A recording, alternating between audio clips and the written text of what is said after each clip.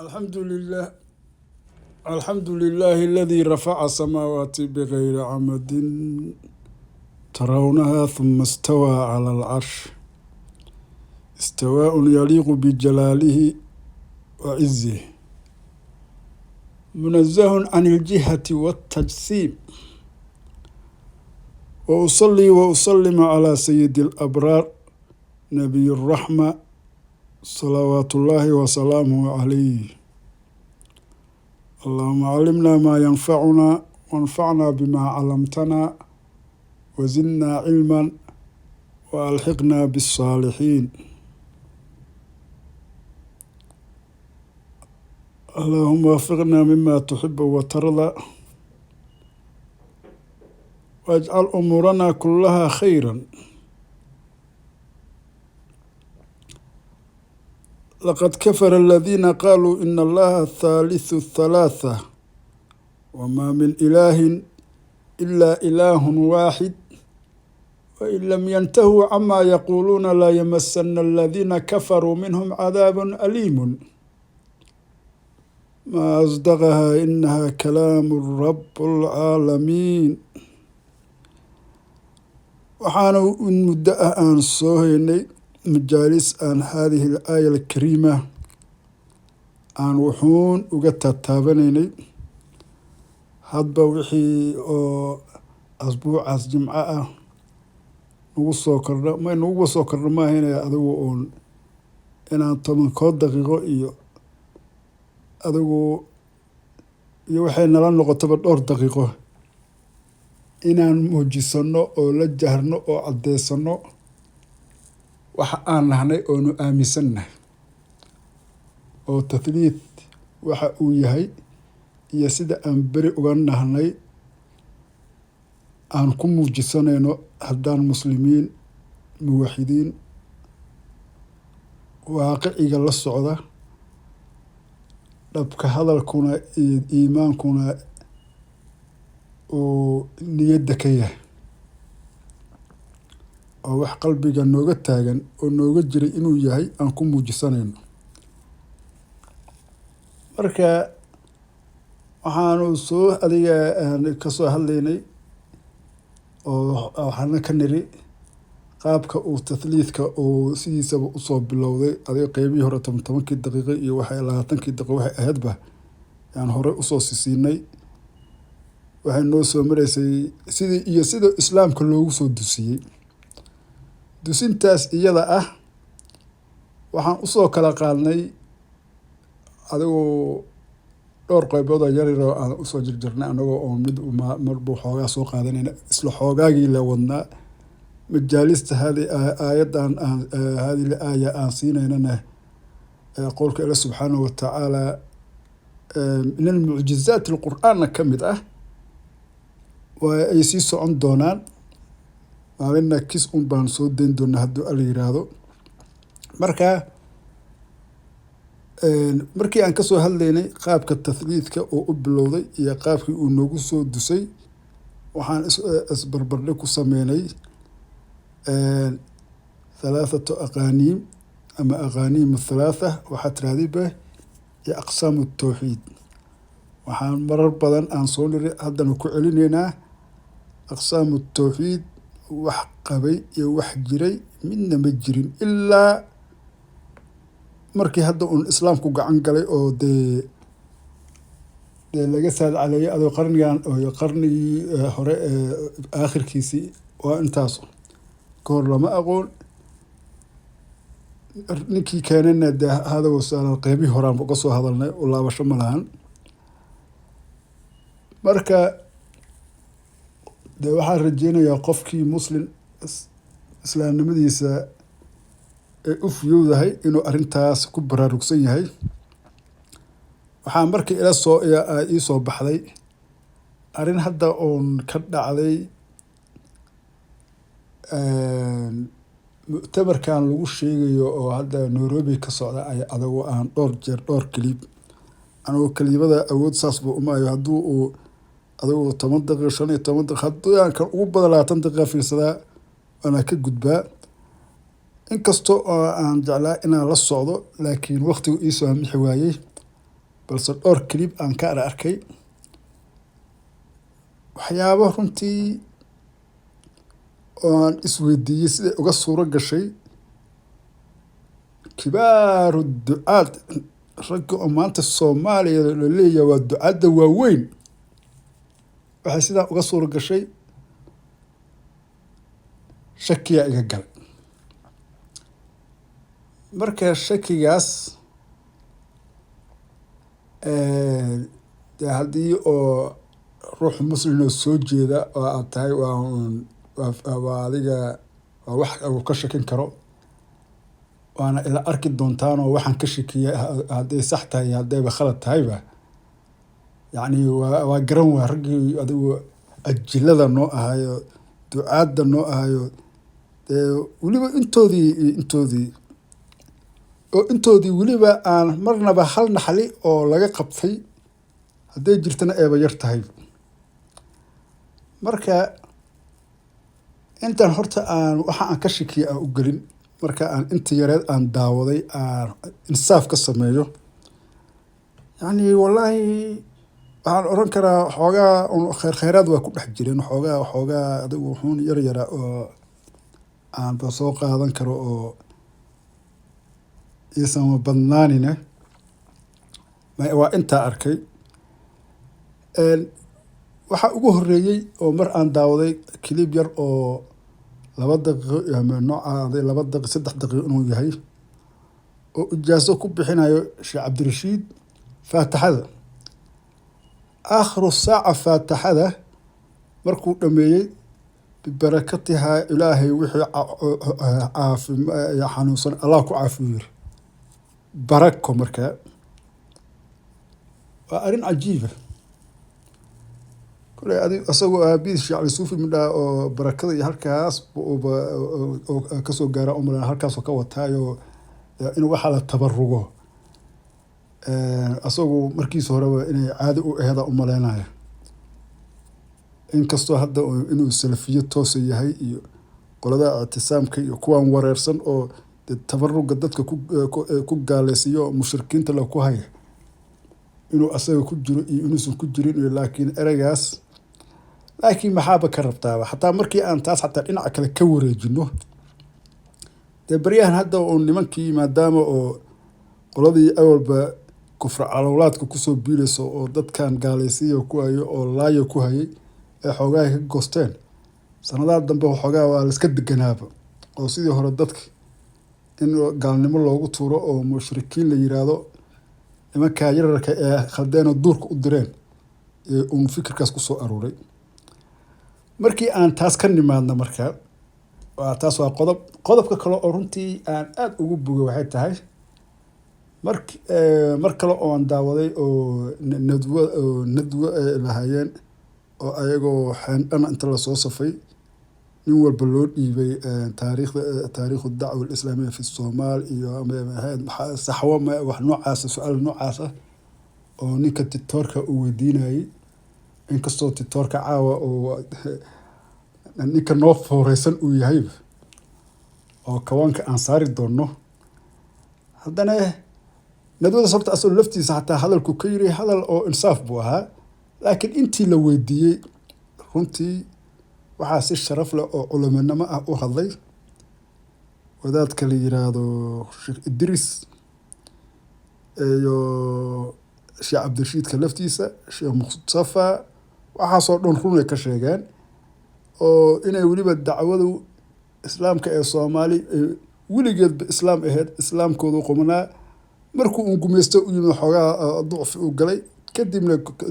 waxyaabihii adigu uu gumeyso khalday oo awalba gumeysiga xataa intaan kaliya ma ahan inuu dadka dhanba gaaleysiyo diinta laga saaray wixii hor istaagayna culumadii caamiliinta wixii yara ee u suura galana markii dambe laga daba yimid nimankaas si oo culumanimo u hadleen inkastoo wadaadka adigu wahaabiga mujassimka adiga magaciisu aska laqay Sheekh Bashiir oo asaga isku tusay inuu yiraahdaba saxwada dhanba anaga oo soo horeynay iyo anaga bilowna inuu yiraahdo laakiin nimankaas ilaa iyo 3-4 nin ahaayeen si sharaf leh uga hadleen oo culuminimo ah oo insaaf ah. waxaa kaloo sii dheereed oo aan u sii bogay hadal uu Sheekh Cabdirashiid yiri oo uu ka soo warinayo aabihiis Sheekh Cali Suufi uu ku leeyahay waxaa noo yimid nin raxween oo miskiin oo tuugsanaya oo waayeel ah. adoo markaas waayeel markuu yiraahdo waa da'dii 60 ku kor u dhaaf oo waa goorma waa intuu Sheekh Cabdirashiid ka laftiisa hadda 60 ah oo asna ahaaba 10 jir. wadaadkii Sheekh Cali Suufi wuu wadiyo quraanka ma taqaana waa aqaana waa ka dhageystay waa saxay kadib adigu shaadibayduba kor uga akhriyay. halkaas marka waxaa ka cadeed waliba uu afka ku balaariyay in ay cilmu qiraa'aat iyo tajwiid ay weligeeba Soomaali ee akhrisan jirtay jirtana ee wax hadda iska bilowday aysan ahayn. taas waa uga mahad celinaynaa insha Allah islaam haddaanay waana wax ruux adigu muslimka ama caalim ha ahaade ama caami ha ahaade inuu run la noqdo looga baahan yahay. taasna horta waa ku amaanan yihiin intii runta ka sheegtay. laakiin guud ahaan markii aan intii aan daawaday adigu nadwadaas iyo mu'tamarkaas iyo kulley wax badanna waa ii harsan yihiin. waa iska daawan doonaa hadba wixii ii soo baxana waa unfoorneysan doonaayo adigu marqooda aan cabi. ii sheeg inta hadda aan daawaday waxaan oran karaa laa yusminu walaa yughni min juu'. wax aan tacab iyo shiddo iyo lugooyo aan ahayn oo meeshaas lagu kororsaday ma uu jiro, balse bilcagsigeed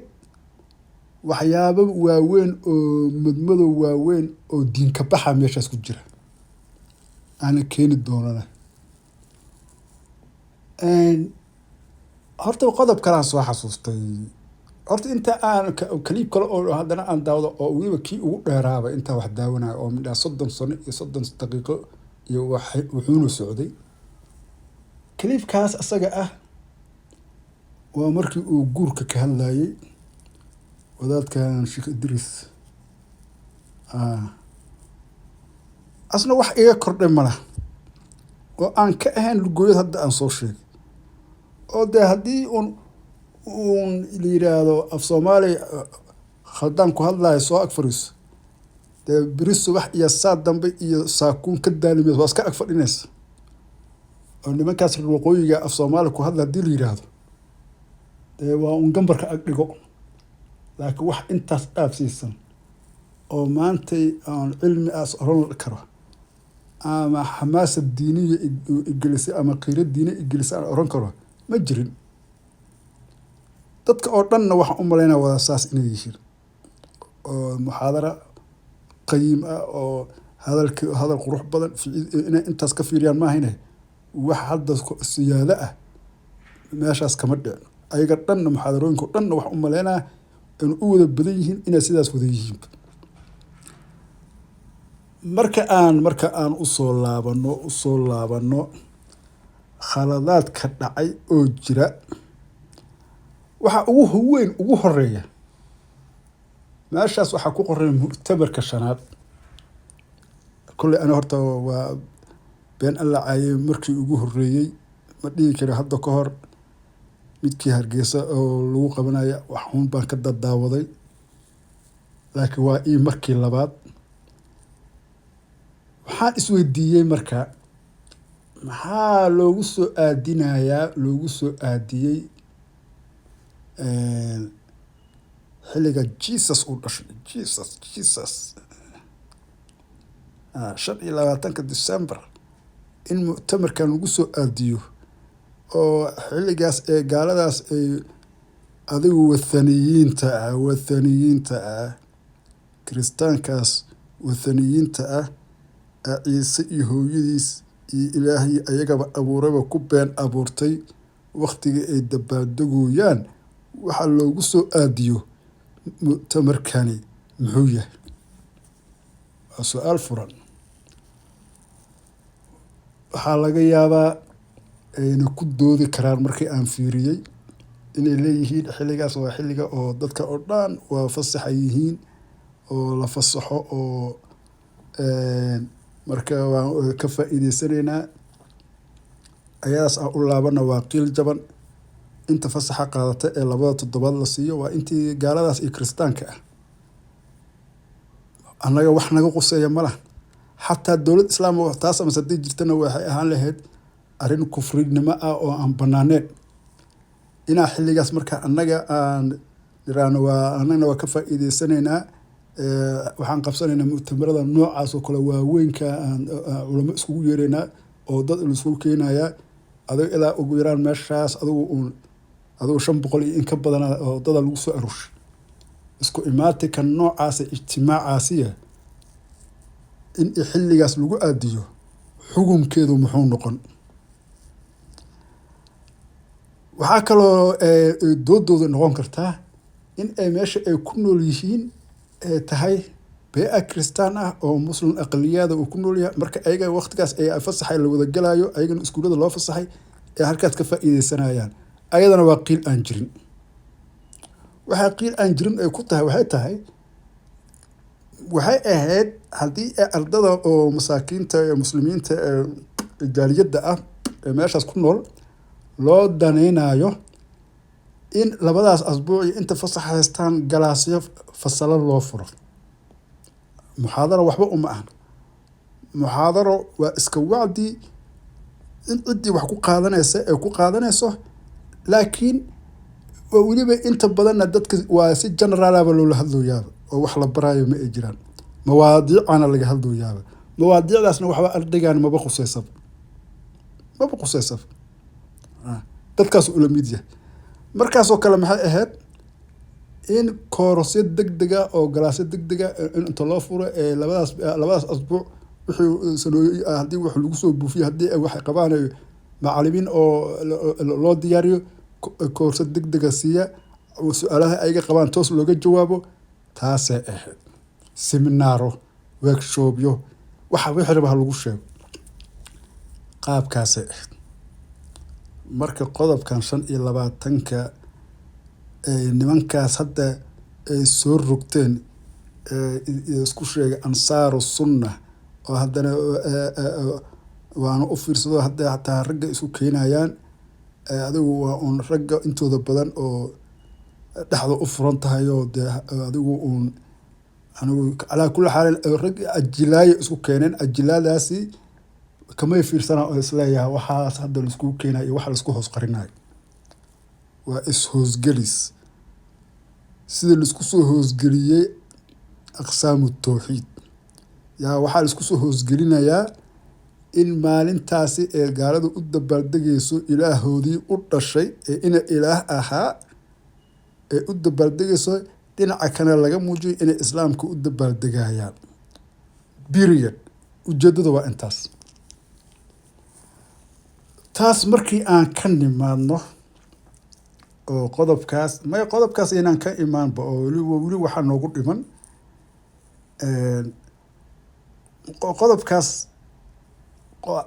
qodobkaas weli waxaa noogu dhiman oo adigo si uu kilibka noogu dhan kilibada kale aan kusoo qaadanin haddii la yiraahdo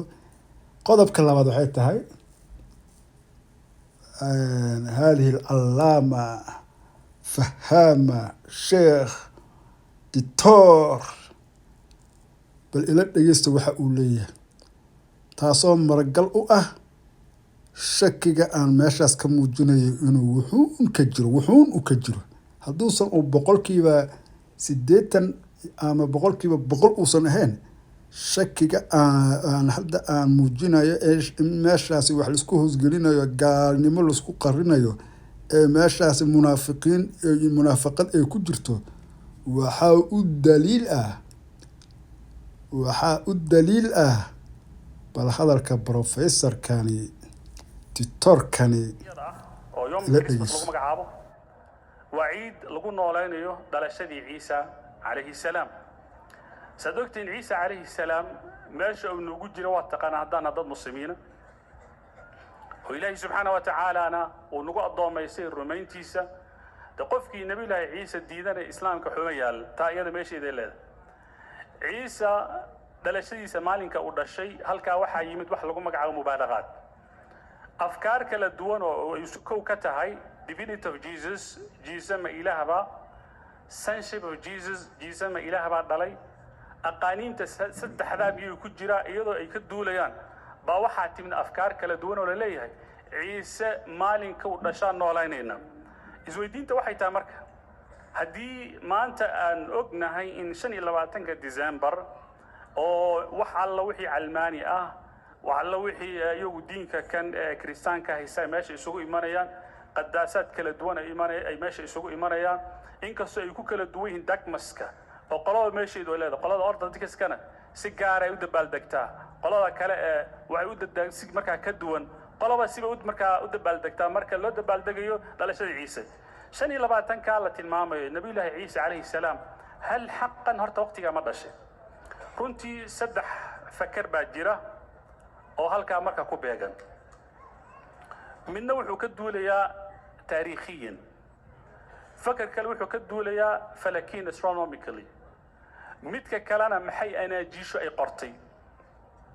afkaarta marka la ururiyo waxaanu haynaa saddex fakar oo ina leh mid tilmaamay inuu ciise uu dhashay waqtigii la yiri tirakoob hal sameeyo nin waqtiga noolaa oo boqoradooda kamid ayaa wuxuu yiri hal sameeyo tirakoobka طبعا ninkii qaysar buu ah wuxuu tirakoobka la sameeyo zaman al-iktitab marka la sameeyo waxa soo baxay laba fakar in mid 7 sano ka hormarinaya waqtiga uu dhashay in mid 7 sano ka daba marinaya in mid leh waqtiga uu dhashay waqti waxay ahayd juuno shaqada kuma lahayn ولذلك النصارى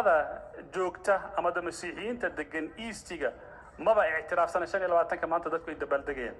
25 wuxuu gaar ku yahay dadka westiga degan marka mas'alo oo iyada xataa aanay isla meel dhigin qadiyad agtooda xataa muslim aanan ahayn oo iyagu aanay isku waafaqsanayn way waxa la raba dadka marka in la mariyo tawaamid mid kale meesha imanaysa waxay tahay hadii la yiraahdo ciise 7 sano ayuu ka horeeyay waqti al-iktitab waqtigii la sameeyay tirakoobka la sameeyay waxa dhalanaysa inuu dacwada bilaabo 30 sano isagoon gaarin taana waxay duqaynaysaa tacaaliimta ku qoran injiil luuqa isaaxiisa 2 ilaa 8 waxay duqaynaysaa injiil yohanna waxa ku qoran oo isaxyada kala duwan marka ku qoran tacaaliimta u qoran nimanka ama bibleka u qoran waxa soo dhaweydinaysaa gospelada dhanba marka meesha ka baxay haddaan qaadano ta kale iyada ah oo ah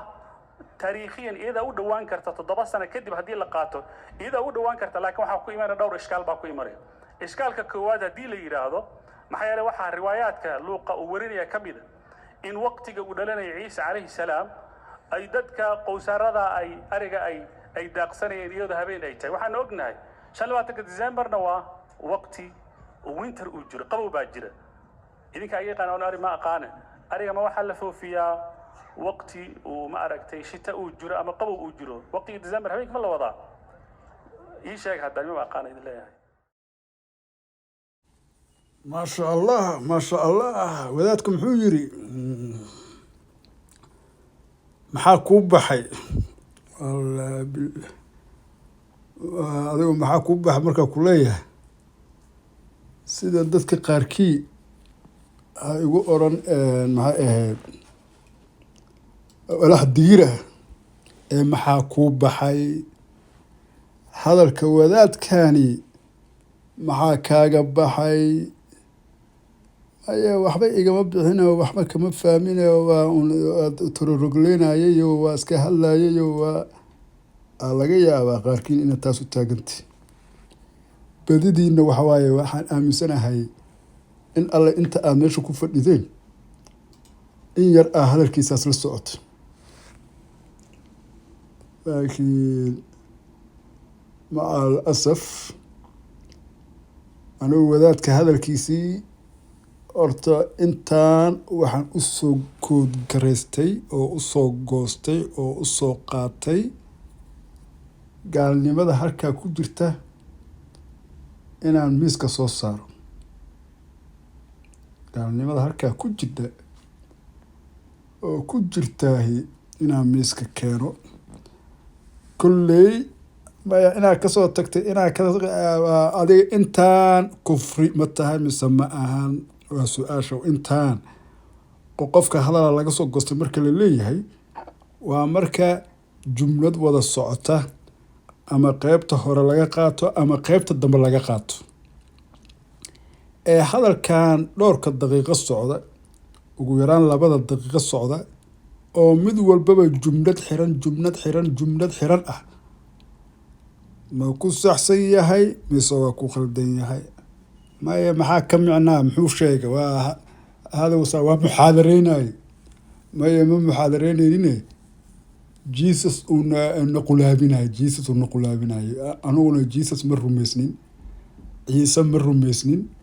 ciise ilaahnimo uma rumaysnin, ciise inuu ilaahay uma rumaysnin. waxaasuna ka hadlayaa intaas hadda kilibka intaas uu ku muujinayaa doodaha ay kala yiraahdeen iyo waxa ay ka qabaan iyo doodahoodaas uuna soo bandhigoyaa. mid waa sii horumarsanayaa hadalkani uu sidaan oo dadka muslimiinta ah meesha lagu soo aruuriyay oo ka hor leeyahay meesheeda ma ahan. xataa haddaan aan u qiilino oo nirano oo dhinaca adiga islaamnimo u fiirino waa dood ku saabsan nin asaga oo kale ah oo markaas aqoon sheeganayo oo kiristaanka u doodayo oo ciise la waa ina ilaah 25 December waa maalintuu dhashay oo ninkaas oo kale asoo la doodaya oo dood noocaas ah waa wada furan waay. wax saas waa uga hadli karaa, mas'alada waa usoo qaadi karaa. waa taas waa aragnaa sida hadda oo ninkan wadaadkan Sheekh Dakir Naif mise Naif la yiraahdaa. adigu ninkaas odaga dadaalka badan maalin walba uu soo islaamiyo kale qaababkaas oo kale waa la gartay. haddii kristaan uu dood kula yimaado oo markaas adiga waxaan aan soo fiirsatay oo inkastoo aan u arkay in la soo fiiriyo iyadaas lafteeda inay dambi tahay oo ayba nooga filantay intay culimada muslimiinta ay ka yiraahdeen inaan kula doonno, haddana haddaadba u qasaday oo adigu Bible aan dhahay ku soo madoobaysay adiga ku taalaaye taasay ku furantahay wadadaas kaliya ay ku furan tahay inuu wuxuu daldalayo qulaabinayo quraan dhulweegan jinne kristaannimo gaalnimo ee uu daldalayo halkaasay ka furan tahay. muxuuse yiri oo dhammaantoodba wada gaalnimo ah? kow wuxuu yiri Christmaska waa ciid lagu nooleynayo dhalashada ciise. saad ogtihiin meesha uu nooga jiro waa taqaanaan haddaan nahnay dad muslimiin ah.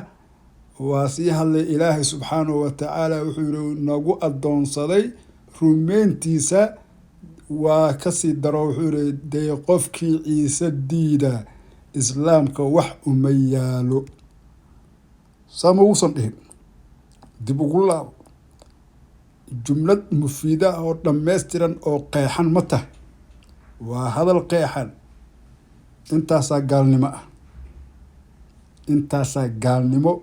ugu filan in alla iyo intii asaga ag fadhiday iyo isagaba iyo intii rumaysanba. qofkii ayada oo iska dhageystay oo aan rumaysnayn oo la socon wuxuu daldalayo oo aan sida hadda dadka oo aan hadda aan u badannahayna wax adigu uu ku eedan yahay ma ay jirto. maxay gaalnimo ku tahay?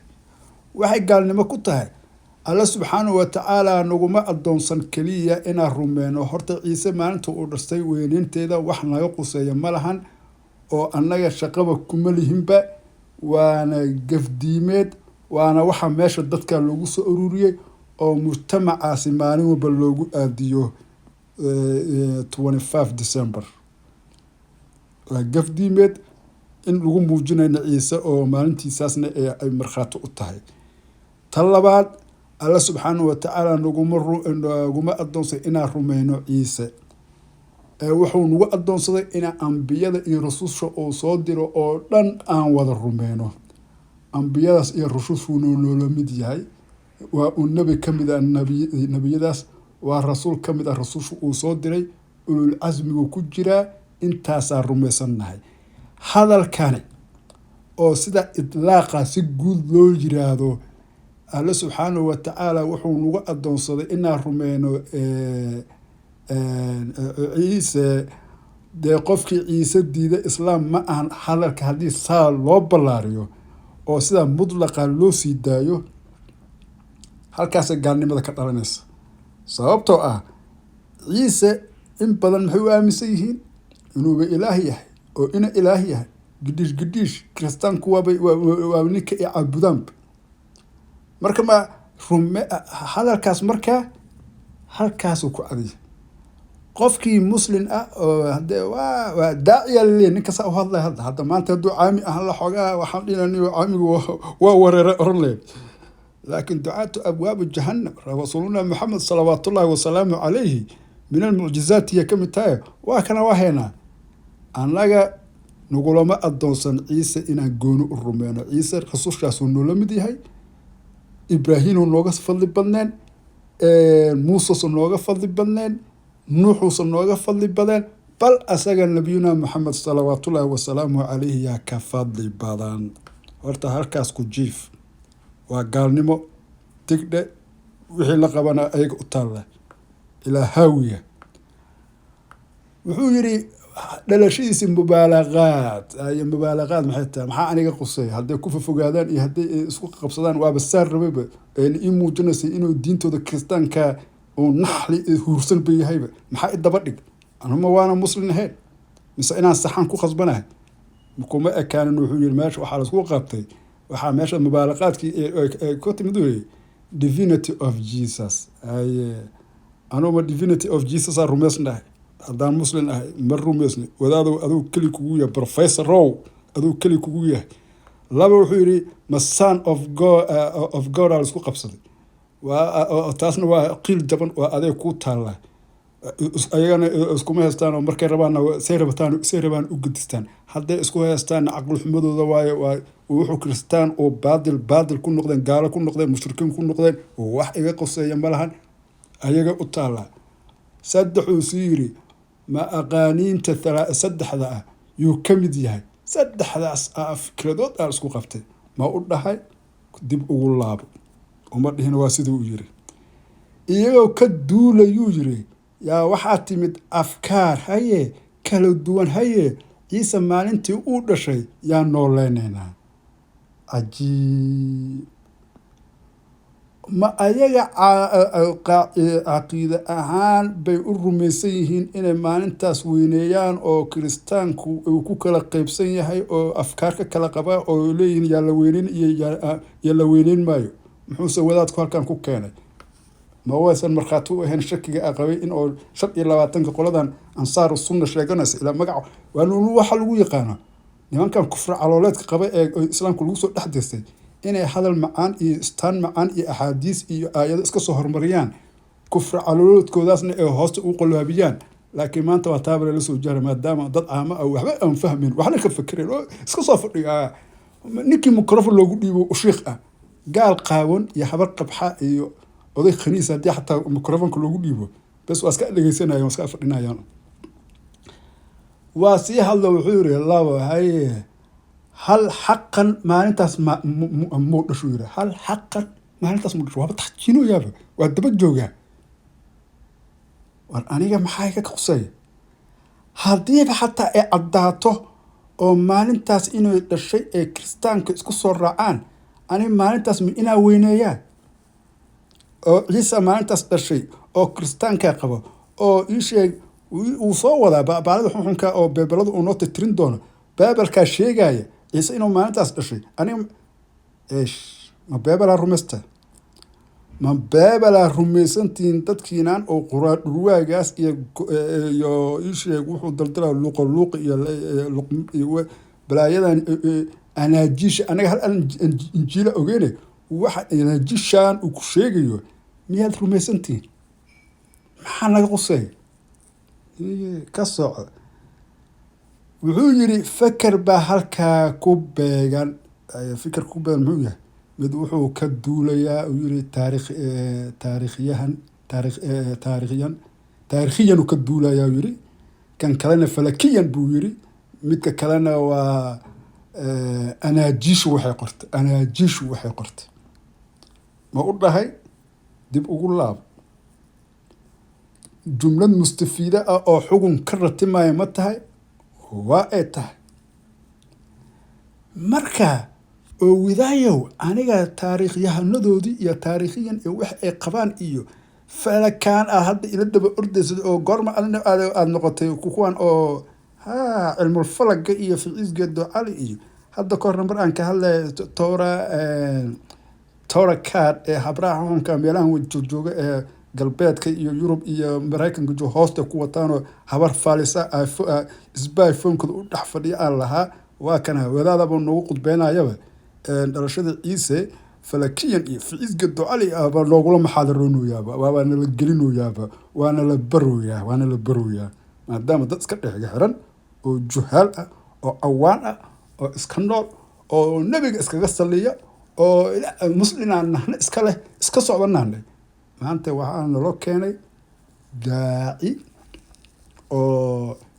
Jesus-ka iyo waxa uu yahay iyo sida laisugu hasaasto iyo sida oo dhalashadiisa ay u kala socsocotay iyo ficiisgeedo cali iyo waxaas noo sheegaya na fahansiinaya na baraya oo u iri dib ugu laabo qodobka saddexaad waxay tahay qadiyad aan agtooda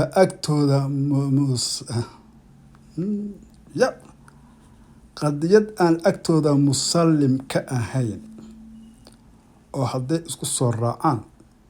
ay hoosta ka xariiqaan adigoo maalintaas ma weyneyn lahayd waaday ku taalaa taasna waxay duqeynaysaa marka uu sii sharxayay oo adigoo 7 sano ka hor waxay duqeynaysaa yiri tacaaliimta ku qoran injiil Luuqa sixaaxiisa meesha waxaan hadda aan qodobkan soo qaatayba injiil Luuqa sixaaxiisa wariya ilaahay yaqaan nimanka shalay Albania tasxiixiyay تخريجية حتى ما نحن كان الجيل أو صحيحيس أو ياسو صحيحي سيكو أوجاتي إنه هرت كان على لوقا إنه بإنجيل كي نبي الله عيسى عليه السلام ولا يمد إنه يه إن جيش إهستانو دن ما ويسن وح أيسن تحريفين أو عيسى إنه إلهي هاي أو إنه إلهي هاي iyo aqeedadooda tasliidka ah aliga trinity-ga ma waysan ugu qorneen ma wuxuu ula yimid Ciise oo injiilku ula yimid kaas buu ahaa alina maanta noo sheegay sixaaxiisa waa ka hayna waxay injiil Yuhanna tacaaliimtiisa hadana tacaaliimta ku qoran injiil Yuhanna ay tacaaliimtaas injiil Yuhanna ku qoran ma qaadasha wariya ilaahay yaqaan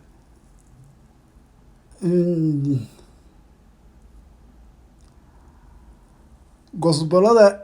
oo dhan yaa meesha ka baxaya uu yiri hadii oo aan qaadano 7 wal aliyo gospel maxaa ku daba dhig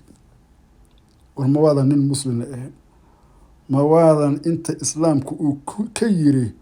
uusan kaaga filan maxaa ku daba gash أيها الفهام الداعي تيتور بروفيسور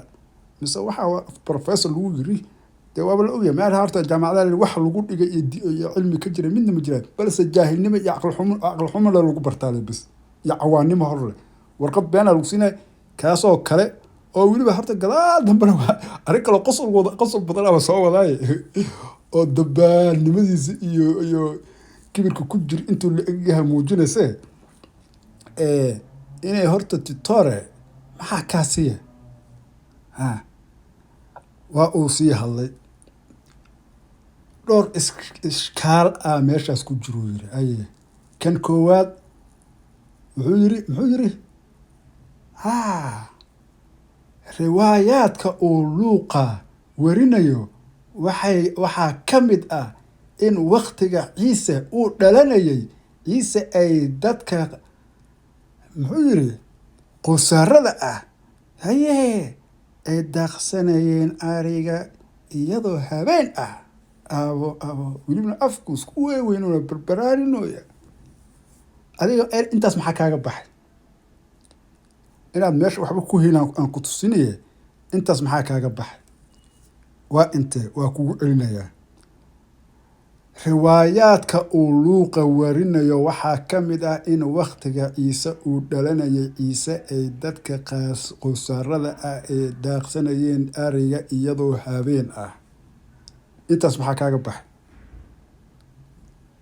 saa qiyaasa wax kaaga baxay mala. waan ogahay anoon ku arag aan kusii ogahay. intaana waa kufrinimo qaawan oo ninkani inuu adiga bahasha nagala gadayo Jesus iyo wax daran nagala gadayo oo nagala gadayo waxaas uu ku sheegay anaajisha anaga hal injiil oo nabi ciise usoo dhiibay oo lagu farayo ilaahay ka cabsada ilaahay rumeeya oo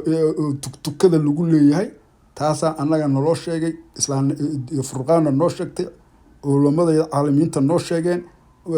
mufasiriintayada iyo muxadisiintayada noo sheegeen. waxaan hadda gosbolada oo asaga noogu sheegaan wax naga quseeya ma lahan. waa wada taxriifsan yihiin. waa buwaag ee odayaal iska qorqorteen iyo tuugo iyo wax daran. laakiin wuxuu ku leeyahay riwaayaadka uu luuqa warinayo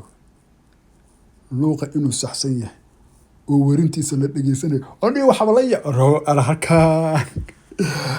Abu Hurayra wariyay iyo aaba joogi jirnay oo hello luuqa warintiisa maxaa muxuu noola yimi hadduu gaal ibnu gaalna ma oran kare haddaan meesha wax lagu hayn oo waxa lagu hayo aysan taas ahayn oo Jesus ila nimankan waa ognahay waa nimankii oo mawliidka diidaayay oo nimankiina mawliidka diidayo waxa ciise dhalashadiisa ijtimaacan inta u sameysaan haddana aad noogu sharxaysaan warinta luuqi iyo wax daran iyo isheeg injiil Yohana iyo injiil gospel iyo aad noogu qulaabinaysaan maxay tahay? haddana ciyaartu ay wax ku jirin maxaa habeenkii loo tumaa? tan waa dharaar qaawan oo la isgaalaysiinayo laakiin wixii fahmi lahaa aaway waa ma jiro. qodobka afraad aan soo qabsanay waxay tahay oo hadalkiisaan intaa yartaa gaalnimada iyo khiyaanada ku jirta iyo doqoninada ku jirta iyo kibirka ku jira iyo aan ku muujinaye. qodobka afraad waxay tahay waxaan ognahay ilaa 25 December waa waqti uu winter jiro oo uu qabow jiro. idinka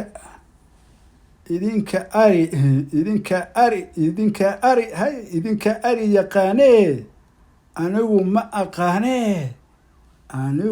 aqaanee ariga ma waxaa la foofiyaa waqti uu shito jiro ama qabow uu jiro habeenkii ariga ma la wadaa? ma u iri mise waa yiri dib ugu laabo. markaasaa waxa iga sii daran ilan dadkii waa yaabayin marka xogaa waxa u malaysa inay fahmeen asana oo arkay inuu dadka warkiisa isu ku soconay la yaaban yihiin oo wuxuu yiri ii sheeg haddee anigu maba aqaanaa idin leeyahay. laniyo hafraa la yaabaneen oo laniyo hafraan xishood darida badan ee aan yaxyaxa leen maxay tahay waaba kalaaba shiikhayagii professorkayagii daacigayagii maanta taaganba inuu caamada uu u qudbeynayay oo yidhaahdo ariga waktiga la foofiyo ma aqaanee bal ii sheego markii uu arkay inaa la yaabo xataa inuu ka wareejiye oo su-aal ahaan oo yani markaa uu kusoo jeedinay attentionka inuu ka dhigay iyadoo yidhaahdo asagaaba isku sii cadeynayaba de horaa idin kugu sheego waxaan professorre iyo warqadaha xukunka loo soo dhiibay dhoosaaliyaal iska socda waana jaamacadaha dhanba munaafaqnimo nifaaq iyo waxaa lagu bartaa iyo jahli balaayo iyo daroogo iyo sun inta laga soo dharjaa noola soo deenaa laleeyahay waa professor wuxuu kala ogyahayna malaha waaba ninkaas taaganba ninka maantay u fiirsan cunuga magaalada ku dhashay muqdisho ku dhashay ama magaalo dhan ku dhashay haddii la wadiyo ari waa wuxuu ka jawaabi karo waaba kow waaba ninkan ooba intaan soo 60 jirka intaas waa dacwan soo wada leho hada wasaalan ariga sida loo foofiyey waqtiga la foofiyey iyo nolosha seta iyo winterka inaysan ay nololba jirinba arina la foofin karin su-aal uu qabi kara ma tahay ninka taas su-aal ka qaba waxa uu nagala hadlaya maxaad laakiin jesus waa noo sharxi karaa aqoon u hayaa waana cabsin karaa sidii kaninig yoxana iyo ficiis iyo gadiish iyo gospelaa yiri iyo balaayaa ka daba booday iyo waxaasoo dhan wax uu kulaabinaa waa arkaysaan maca alasaf ragu dadu saa shiikh ugu yahay oo ka dhegeysanayo markaan asaga markii hadalkiis waa sii socday adiga mar dambe oo wuxuu kusoo qaatay huzi ilayga bijid'an nakhlati aayadda qur-aanka ahayd waa markuu gosbalo iyo wax daran iyo gaalnimo oo dhan iyo yoxana iyo riwaayadooda iyo saxiixooda iyo saxaaxooda iyo wax daran uu soo qulaabiyey oo gadaal kusoo qatimay asoo isdhahaya ama xoogaa oon lagu dareemaaba oo milaa dadku muxuu la iskaga dhex jiray waayahay calaa kulli xaalin sideedaba anigu meeshaasi taasaa caddeynaysa wixii lagu hayay inay nooleynta dhalashada nabi ciise waa hadalkiisaaba ku jire inay intaas leetahay oo meesha ay kiristaanada iyo waxa wax darankani kolley marka ay u dabaaldegaan oo ciise ayba xoogaa ayba weyneeyaan waa xilligaas khamre iyo balaayana ka dhigala xataa ma weyna waa ciyaar iska ciyaaraan iyo adigu waxay u noqotay wax uun iska hiddo iyo dhaqan camal oo saban lahaan jireen bes waxayna ka rabaan fantasiyahaas iyo xafladaas iyo khamradaas ay fuuqfuuqayaan bes muhiimadooda waa intaas xataa jisaska ilaahna waxna u ogeen waxna waa uun dad waxooda ka dhaqdhaqday oo adiga uun keliya xafladaas ka raba baadhigaas ujeedada ugu weyn baadhigaas keliya in marka muslimiintana loo tuso in ayagana wax ka baadhiyeynayaan balse ay weli ay ku dhegan yihiin ciise oo ciise ilaah baaba nagu adoonsaday rumeyntiisa aba nagu rumeynta ciise nagula adoonsaday oo nabi alla subxaanahu watacaala waxay la mid tahay midda ibraahim muuse iyo ambiyada iyo rususha oo dhan ilaa nebi nuux iyo nebi aadanba ku gaarsiiyey taasay la mid tahay wux ambiyadaas iyo rusushaas uga duwan yahay ma ay jiraan hadalkiisa marka maxaa nooga filan annaga adiga ku weydiin mayno nimankan waxa ay jesus ka qabaan iyo waxa uu jesus yahay walaa adigaan ku weydiinan walaa beebalada agoosha aad ku wadatid aad qulaabinaysaan aan dhegeysanayn waxaa nooga filan abu jacfar muxuu yiri annaga waxaa nooga filan qurdoobiga tafaasiishayada aan la kala baxeynaa markii uu ka hadlayay wuxuu yiri وهذا قول كان عليه جماهير النصارى هاي جماهير النصارى maxay qabaan uu yiri ملكية وما waliba جماهيرta asal markaas waa sii sharxaya يعقوبية ملكية دستورية هذا وسالا كانوا فيها بلغنا يقولون هاي إله القديم الجوهر واحد يعم 3 أقانيم هي أبا والدا غير مولود وأبا وابنا مولودا غير والد والزوجة متتابعة بينهما سداسو تفسير القردبي نوقرايا warka qurdubiya dhegeysanayna warkaaga kuma jirno halkaasi tathliidka trinity-ga ay qabaan waa sidaas in uu ilaah qadiimka jawhar u yahay uuna 3 qeybood uu isa saaran oo la kabyo ah oo isa saaran oo la isku geenayo uu ka kooban yahay asagaas oo aabaha ah iyo unugiisa oo uu dhalay iyo aabbo aan la dhalin iyo islaanta uu ka dhalay waxaasay kiristaanka qabaan ciisena ka aaminsan yihiin taasna annaga beriyaan ka nahnay haddaa muslimiinana qof kastoo muslimna beriyo ka yahay annaga qowlkaasaan qaadanaynaa qowlkaas aan nagu filan. waxaan aqulaabinaysid professor daaci waxa aqulaabinaysid annaga tafaasiisha mufasiriinta ay naga yiraahdeen, muxadisiintayada, fuqahadayada, culamadayada caamiliinta ah waxa ay ka qoreen, waxa ay ka yiraahdeen. xataa nasiib xumada jirta waxay tahay xataa hadduu uu sheekh axmed diidaad iyo wuxuu ka yiri iyo waxaas uu soo qaadan lahaa oo uu soo qaadan lahaa xataa daakir naafkan hadda jooga iyo ninkuu qofka muslimka ana waxaa la gudboon oo hadda aan kula talinayaa nimankan adiga dhagarqabayaasha intay iska daysaan lacalla haddii eeba kaa gasho inaad ruux kiristaannimada kala doodid, bilaahi caleyg baibalka ha ku ordine bal culummada ayaga la dooda iyo waxa ay ka yiraahdeen. iyo axmed diidaad laftiisa waa la helaya inkastoo aan hadda aan raadsan ama waqti u hinba doodihiisa qoran waa la helaya. sidoo kale daakir naafka wax ka qoray ragga kasoo islaamay muslimiinta noqday ee awal kiristaanada ahaa ama baadiriyada waaweyn waxa ay ka yiraahdeen waxay ku qoreen waa la hayaa. waxaas kula dood, baibalkooda shaqo kuma lihid, waa afkaar sumaysan sida ninkaas maanta daaciga noogula sheegaya injiilu yuxana iyo injiilu luuqiya iyo injiil iyo wax daran oo lasoo istaagi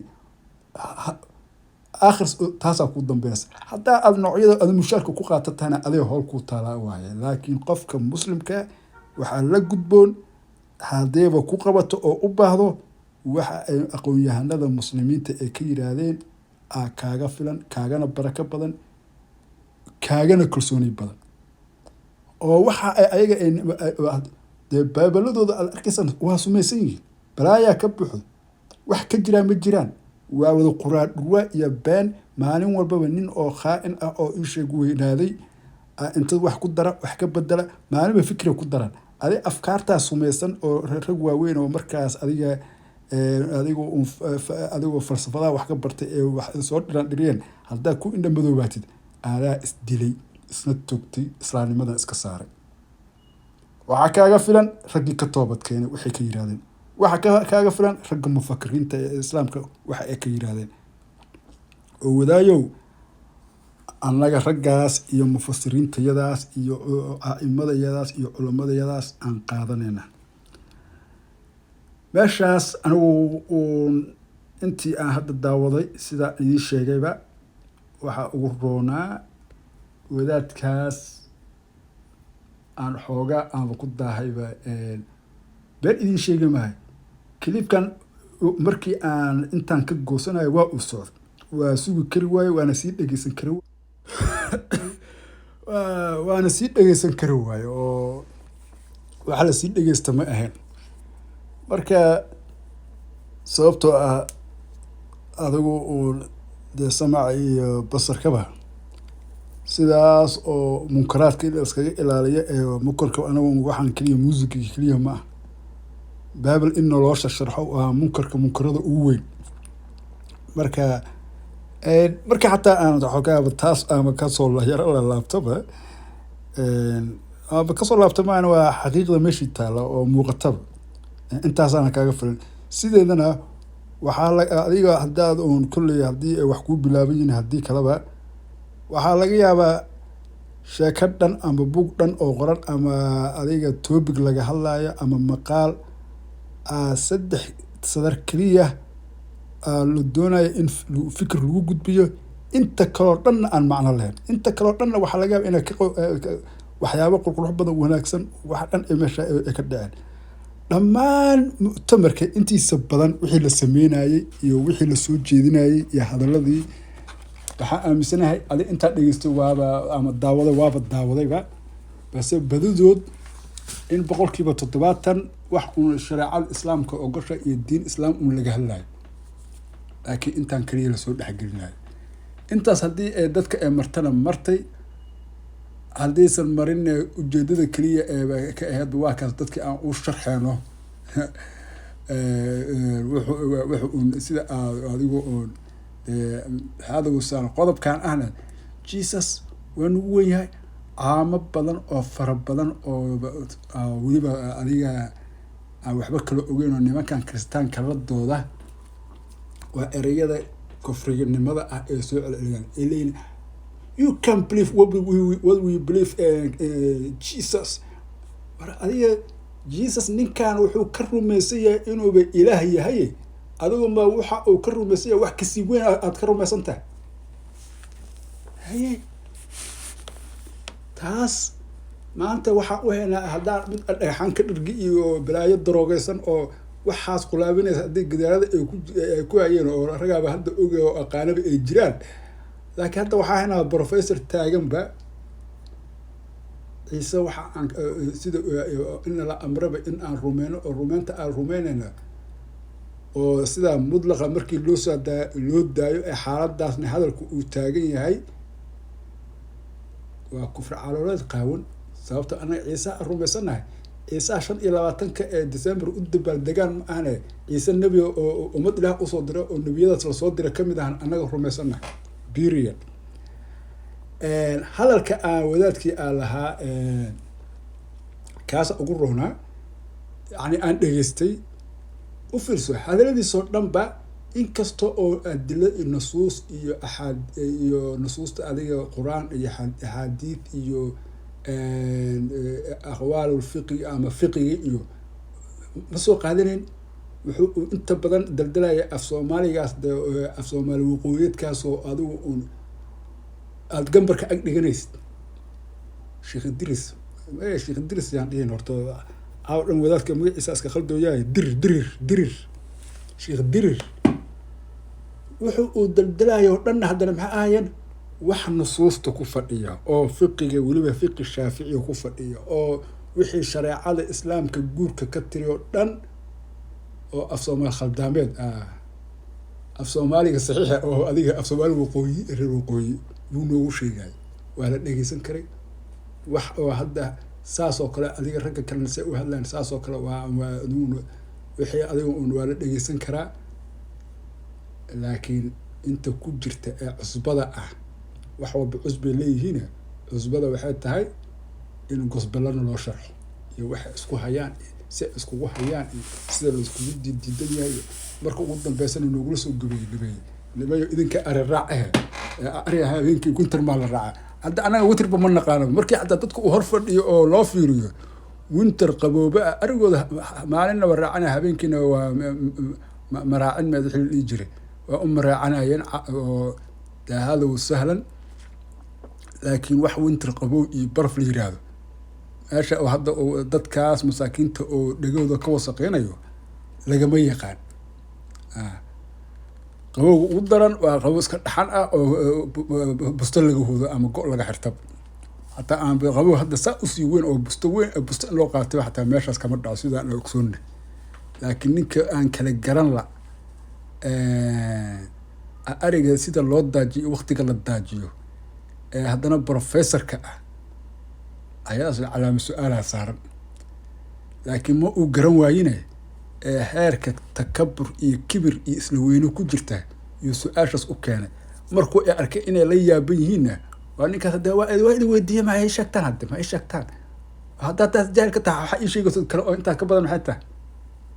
ana asal loo yiraahdo adiga taas aba garan la waxa aan noo qulaabinaysid xagee ka kent اللهم أرنا الحق حقا وارزقنا اتباعه وأرنا الباطل باطلا وارزقنا اجتنابه